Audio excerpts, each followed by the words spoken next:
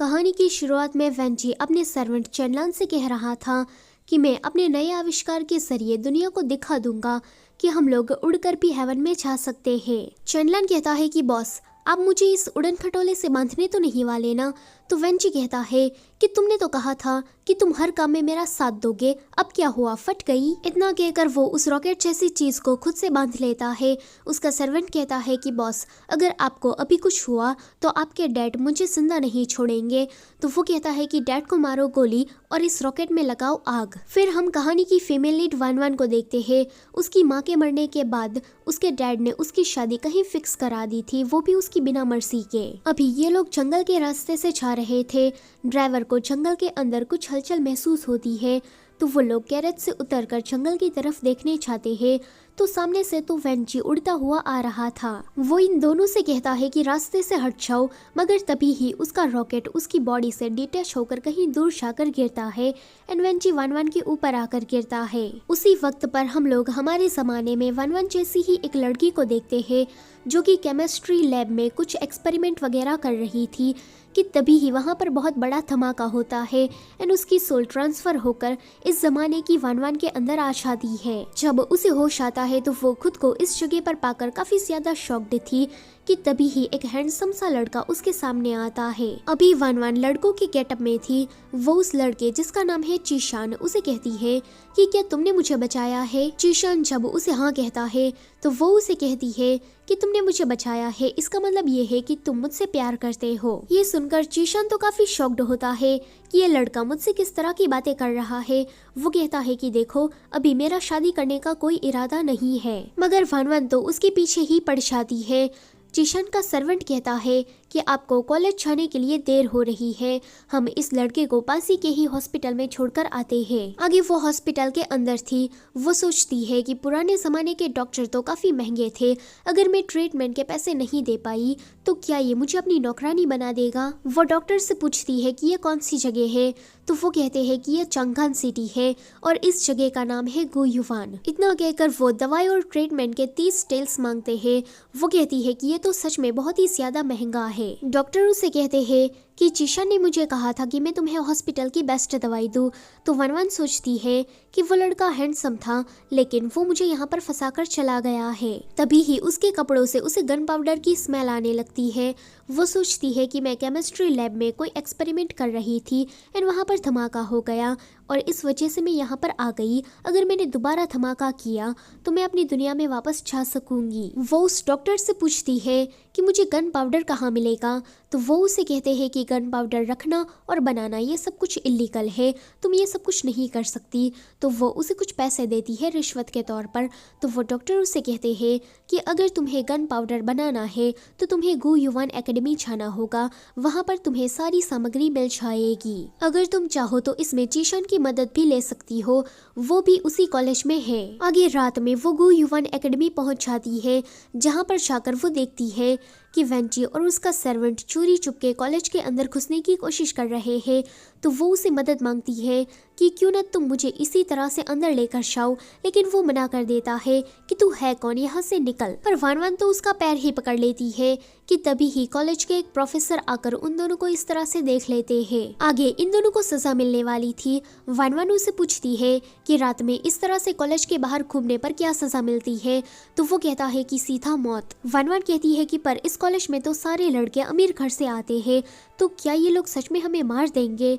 तो वो कहता है कि जिस प्रोफेसर ने हमें देख लिया वो मेरे डैड है और वो मुझ पर जरा सी भी रहमदिली नहीं दिखाएंगे, आज तो पक्का वो मुझे मार ही देंगे। वान कहती है कि अगर वो तुम्हारे डैड है तो फिर तो कोई भी दिक्कत की बात नहीं है। आगे ये दोनों प्रोफेसर तांग यानी कि वेंजी के डैड के सामने आते हैं। वेंजी कहता है कि क्या मुझे ये सच में करना होगा।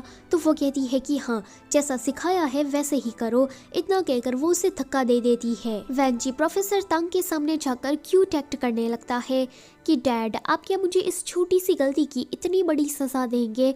आप मेरे डैड है ना, तो क्या आप अपने बेटे की इस बात को जाने नहीं दे सकते। प्रोफेसर तांग उसका हाथ झटक कर उसे कहते हैं कि यकीन नहीं होता कि मैंने तुझ जैसे बेटे को पैदा किया है। टीचर फांग, इसे लेकर जाइए और इसे 20 कोड़े मारिए।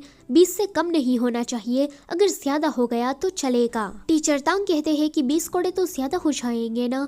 तो प्रोफेसर तांग कहते हैं कि अगर इस लड़के को अभी नहीं रोका तो ये आगे चलकर और भी ज्यादा बिगड़ जाएगा। वेंजी वन वन की तरफ घूर कर देखता है एंड कहता है कि तुमने मुझे फंसाया है, मैं तुम्हें नहीं छोड़ूंगा। तो यहाँ वन वन सोच रही थी कि मेरा इतना ढांसू प्लान इस तरह से फ्लॉप कैसे हो सकता है। तभी ही प्रोफेसर तांग से कहते हैं कि तुम कौन हो और कॉलेज की दीवार कूदकर इस तरह से तुम अंदर क्यों आ रहे थे।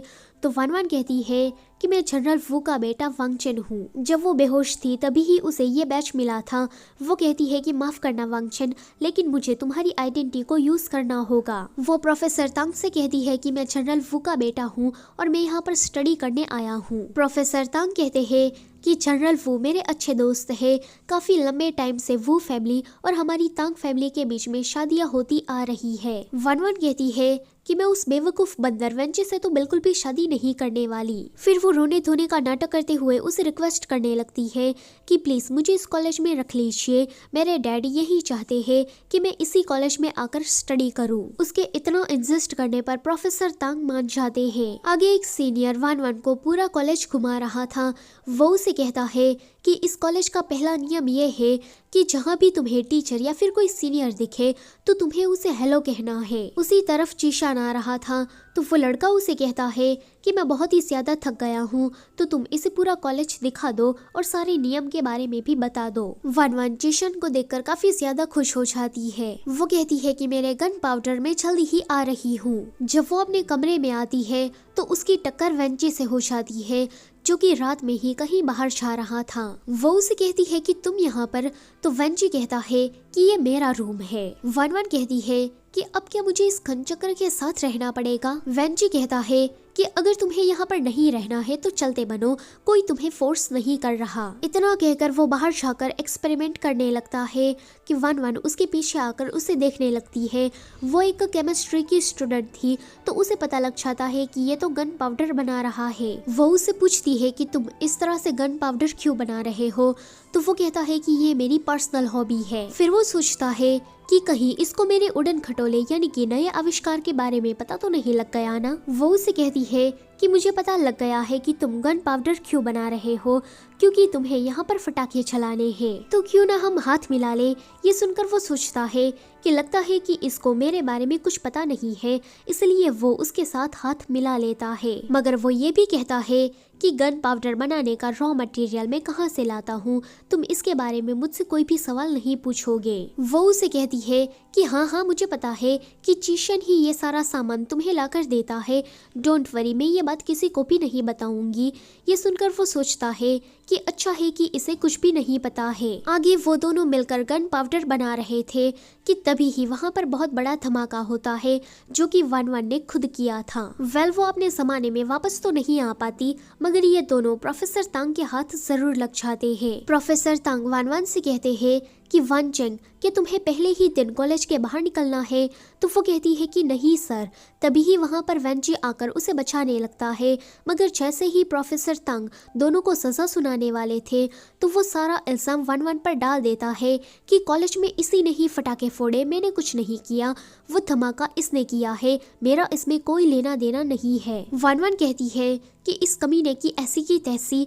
प्रोफेसर तांग दोनों को ही सजा सुनाते हैं कि तुम दोनों को ही 10 दिन तक यार्ड की सफाई करनी होगी। वन वन उसे माफी मांगती है कि प्लीज मुझे माफ कर दीजिए, मैं आगे से कॉलेज में फटाके नहीं फोड़ूंगी। वेंची उसे साइड में हटाकर कहता है कि डैड, मैं आपका बेटा हूँ, इस तरह से सफाई करता हुआ अच्छा नहीं लगूंगा।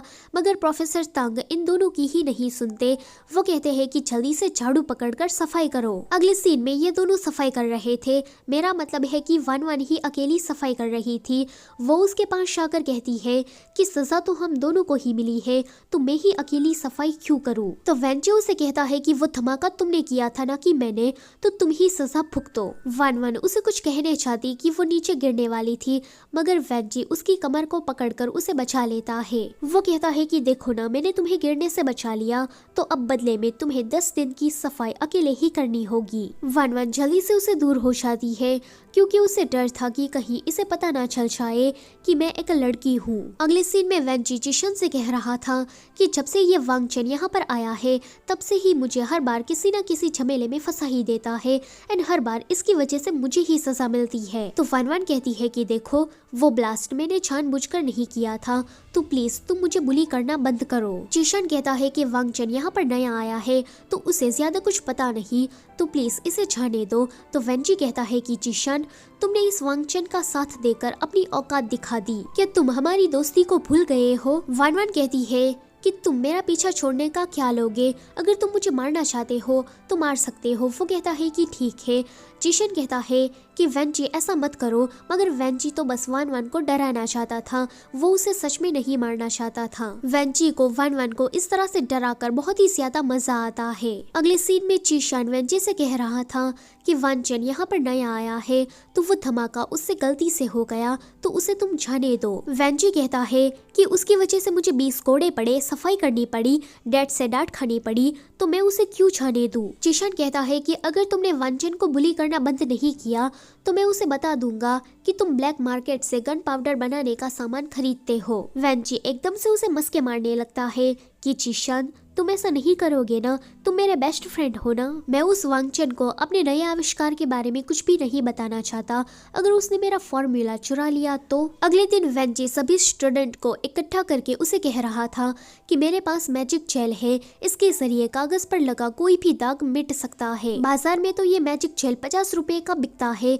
मगर मैं सिर्फ और सिर्फ 10 रुपए में ही तुम्हें दे रहा हूँ। ये सुनकर सभी स्टूडेंट उसके पास से ये मैजिक जेल खरीदने लगते हैं कि तभी ही वान वान आकर उसका फंडा फोड़ती है, ये कहकर कि ये कोई मैजिक जेल नहीं है बल्कि कांदे का रस है। कांदे के रस के जरिए भी कागज पर लगे दाग को मिटाया जा सकता है। इसके 10 रुपए क्यों देना, मैं तुम्हें 2 रुपए में ही ये लिक्विड बनाकर दे दूंगी। ये सुनकर सभी लोग वेंजी को उसका प्रोडक्ट वापस करते हुए कहते हैं कि हमें तुम्हारे पास से कुछ भी नहीं खरीदना है, हमारे पैसे तुम वापस करो। जैसे ही वेंजी बाहर निकलता है तो वन वन उसे देखकर काफी शॉक्ड होती है।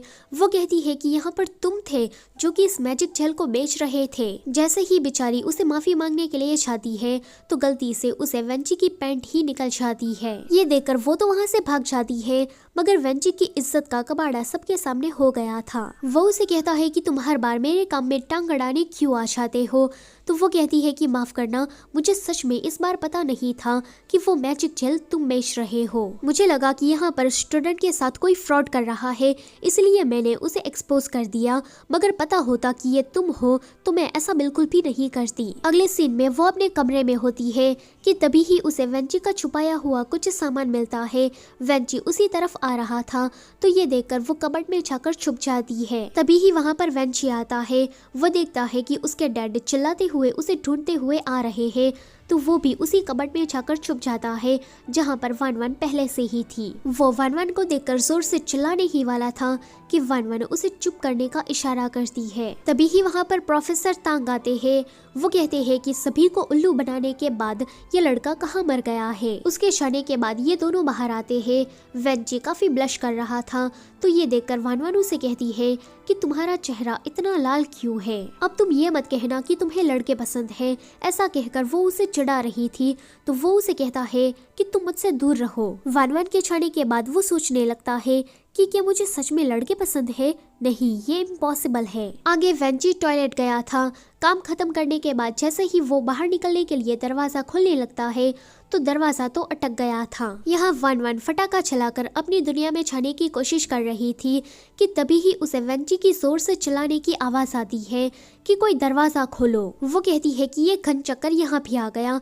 वो फटाके को दूर फेंक कर वहाँ से भाग जाती है, मगर वो फटाका सीधा टॉयलेट में ही जाकर गिरता है जहाँ पर वेंजी था। अगले दिन वन वन कह रही थी कि देखो मैंने कुछ भी नहीं किया, वो मैं नहीं थी। तो वो कहता है कि पर मैंने तो कुछ भी नहीं पूछा, तो तुम किस बात का एडमिट कर रही हो, कहीं ऐसा तो नहीं कि वो टॉयलेट में फटाका फेंकने वाली तुम ही थी। वो कहती है कि नहीं वो मैं नहीं थी।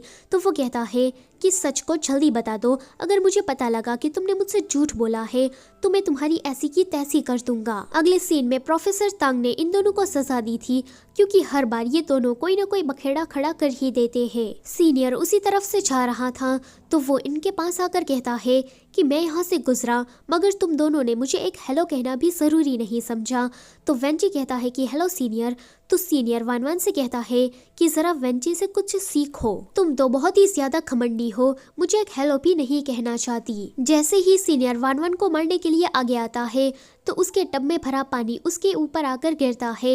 ये देखकर सीनियर गुस्सा होकर और भी ज्यादा टब में पानी भरकर वहां से चला जाता है। वेंजी को ये देखकर काफी मजा आया था कि वान ने सीनियर को अच्छा मजा चखाया, मगर वान वो इतना सारा भार उठा नहीं पा रही थी। तो ये देखकर वेंजी उसकी मदद करता है। आगे वेंजी उसे कहता है कि चेनलान ने हम तीनों के बाथ लेने के लिए ये अच्छा सा बाथ टब बनाया है, तो हम तीनों को इसमें साथ में नहाना है।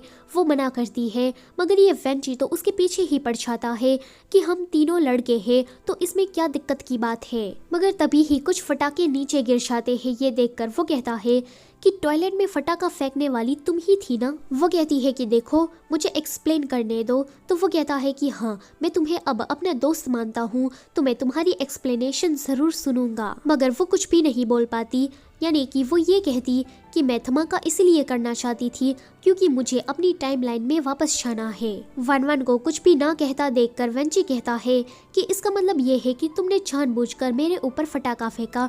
वो गुस्सा होकर वहाँ से चला जाता है। आगे इनकी पीई क्लास थी। वेंजी की छोड़ी पीई टीचर वान से कर देते हैं। ये देखकर दोनों का ही मुंह बन जाता है। आगे ये सभी लोग फुटबॉल जैसा ही कोई गेम खेल रहे थे। वेंजी सोचता है कि मैं तो इस गेम का मास्टर हूँ, मैं वान को आज बुरी तरीके से हराऊंगा एंड साथ ही साथ में उसे बॉल से हिट करके भी मजा चखाऊंगा। मगर जल्दी ही वेंजी का वेकअप टू रियलिटी हो जाता है क्योंकि वान एक के बाद एक गोल किए जा रही थी। यहाँ चीशन की जोड़ी सीनियर से बनी थी। सीनियर चीशन को काफी बुली कर रहा था एंड उसे काफी बॉल से हिट कर रहा था। तो ये देखकर सभी स्टूडेंट वहाँ पर इकट्ठा होते हैं। वान को सीनियर पर काफी गुस्सा आता है। वो इमेजिन करने लगती है कि उसने सीनियर को बहुत ही ज्यादा अच्छा मजा चखाया है एंड उसके बाद ये चीशन और ये वेंजी दोनों ही उसके नौकर बन गए हैं और वो दोनों उसके इशारों पर नाच रहे हैं। मगर तभी ही उसका भी वेकअप टू रियलिटी हो जाता है क्योंकि सीनियर ने उसे बॉल फेंक कर मारी थी। वेंजी कहता है कि इफे तू हमें इस तरह से बुली क्यों कर रहा है, तेरा तो गेम बचाना पड़ेगा। वो वान से कहता है कि डोंट वरी, मैं तुम्हारा बदला जरूर लूंगा। मगर तभी ही इफे यानी कि सीनियर उसे भी बॉल से हिट कर देता है। बेचारे वेंजी का तो यहाँ अच्छा खासा पोपट हो जाता है। इफे इन लोगों से झगड़ा करने के लिए आ ही रहा था। तो ये देखकर वान बेहोश होने का नाटक करती है। अगले सीन में वेंजी वान को लेकर क्लिनिक में आया था। वहाँ के जो डॉक्टर थे वो टीचर फांग ही थे। वो वान की पल्स चेक कर समझ जाते हैं कि ये तो एक लड़की है, मगर वो ये बात रिवील नहीं करते। वो कहते हैं कि इसने खाना नहीं खाया इसलिए कमजोरी के कारण बेहोश हो गई। वेंजी वान के लिए बहुत ही परेशान हो रहा था, मगर वान जब चीशान के बारे में उसे पूछती है तो उसे गुस्सा आ जाता है। आगे वान चीशान से उसका हालचाल पूछने गई थी जब वो उसकी चोट पर दवाई लगा रही थी। तो वो कहता है कि वेंजी मुझे ये दवाई देकर गया है लेकिन अभी तक वापस लौट कर नहीं आया, क्या तुम दोनों के बीच में फिर से झगड़ा हो गया है। वान कहती है कि मैंने झगड़ा उससे नहीं किया बल्कि वही मुझ पर गुस्सा होकर चला गया, मैंने तो बस इतना ही पूछा था कि तुम ठीक हो कि नहीं। चीशान सोचता है कि ये वेंजी तो बहुत ही ज्यादा सेंसिटिव है, छोटी छोटी बात पर गुस्सा हो जाता है। चीशान उसे कहता है कि देखो तुम वेंजी की बात का बुरा मत मानना, वो ऐसा ही है। तो आज के लिए बस इतना ही। वीडियो अच्छी लगी है तो उसे लाइक करो, अपने फ्रेंड्स के साथ इसे शेयर करो और चैनल पर नए हो तो उसे सब्सक्राइब भी करते जाओ। Thank you for watching.